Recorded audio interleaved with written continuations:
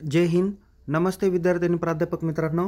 Mister दाक्षे Bele SPPU exam update या YouTube चॅनलमध्ये आपणा सर्वजणांचं स्वागत आहे.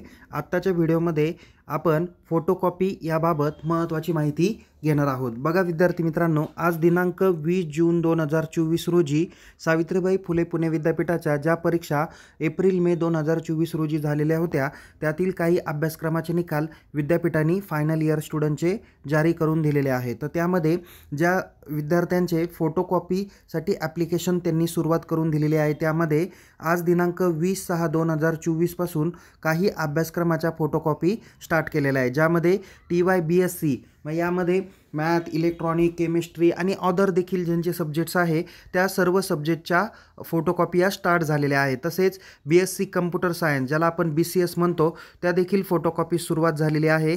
त्यानंतर जे विद्यार्थी TY BCA सायन्सला होते त्यांच्या देखील फोटोकॉपी स्टार्ट झालेल्या आहे आणि जे विद्यार्थी इंजिनिअरिंगचे आहे तर त्यांच्या देखील BEच्या फोटोकॉपी या सुरुवात झालेली आहे. तर फोटोकॉपी या दिनांक 20/6/2024 पासून स्टार्ट झालेले आहे, ज्याची अंतिम मुदत ही 29/6/2024 पर्यंत आहे. फोटोकॉपीला कशा पद्धतीने अप्लाय करायचं या संदर्भातला एक व्हिडिओ या व्हिडिओच्या डिस्क्रिप्शन बॉक्समध्ये दिलेला आहे किंवा आपल्या यूट्यूब चॅनललाही बघायला भेटेल. त्या पद्धतीने तुम्ही काय करू शकता, तो व्हिडिओ बघून तुम्ही फोटोकॉपीला अप्लाय करू शकता. तर विद्यार्थी मित्रांनो, या पद्धतीने ज्या विद्यार्थ्यांना फोटोकॉपीला अप्लाय करायचं असेल त्या विद्यार्थ्यांनी लवकरात लवकर दिलेल्या मुदतीत अप्लाय करू शकतात. बघा आता एक्झाम्पल आहे की जसं या विषयांची परीक्षा ही 15 आणि 35 मार्कांची होती, म्हणजे 15 मार्क कॉलेजकडे 35 मार्क विद्यापीठाचा पेपर आहे. तर या 35 पैकी तुम्हाला पासिंगसाठी किती मार्क अपेक्षित आहे?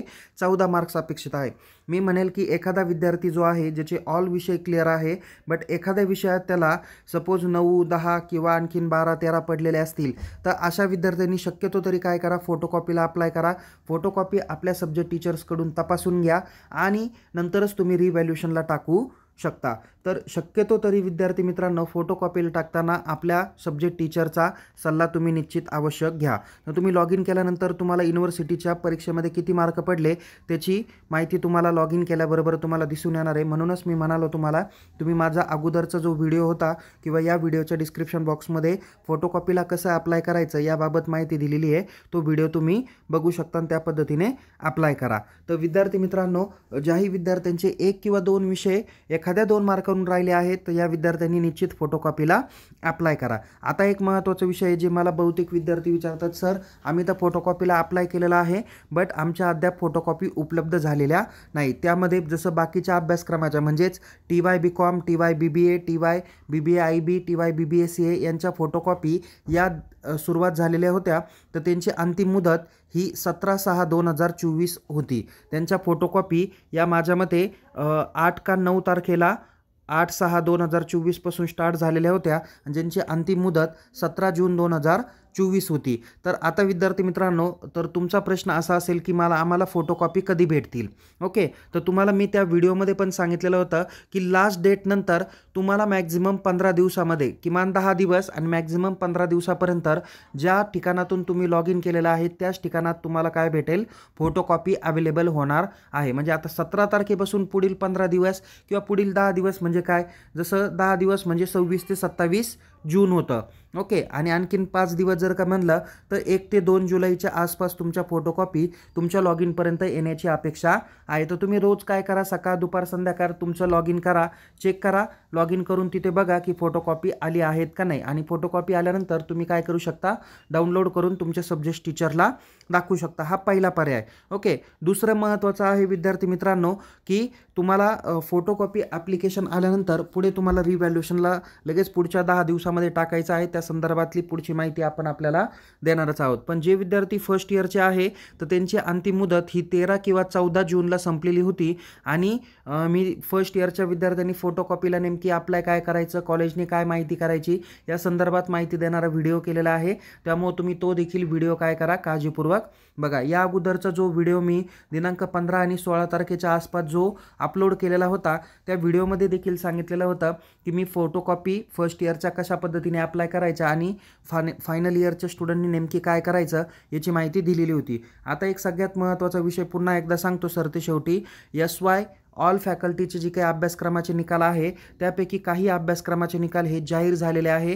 तर विद्यार्थ्यांनी काय करा की ज्या लिंकवर TYचा रिझल्ट बघितलेला आहे त्याच लिंकवर जाऊन तुम्ही तुमचा SYचा काय करा, सीट नंबर आणि आईचं नेम, मदर्स नेम तुम्ही त्या ठिकाणी टाका.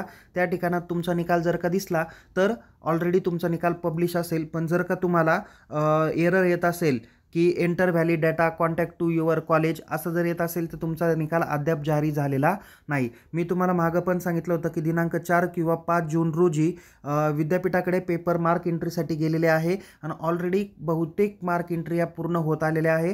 त्यामुळे याच आठवड्यात तुमचा SYचा निकाल जाहीर होण्याची शक्यता आहे. मॅक्झिमम 25 तारखेपर्यंत निकाल हा जाहीर होण्याची शक्यता आहे. शक्यतो तरी त्यांनी टेंटेटिव्ह तारीख 20 दिलेली होती, पण 25 तारखेपर्यंत बाकीचे देखील निकाल जाहीर होण्याची शक्यता आहे. MA MCOM MSc यांचा जून महिन्याच्या लास्ट वीकला निकाल जाहीर होईल. त्यापैकी काही विद्यार्थी आहे जसं MSc कम्प्युटर सायन्सचे असतील त्यांच्या प्रॅक्टिकल एक्झाम या आत्ता होत आहे, त्याच्यामुळे त्यांचा निकाल जुलै महिन्याच्या पहिल्या आठवड्यात लागण्याची शक्यता आहे. तर विद्यार्थी मित्रांनो, या पद्धतीने आपण या व्हिडिओमध्ये संपूर्णतः माहिती पाहिलेली आहे.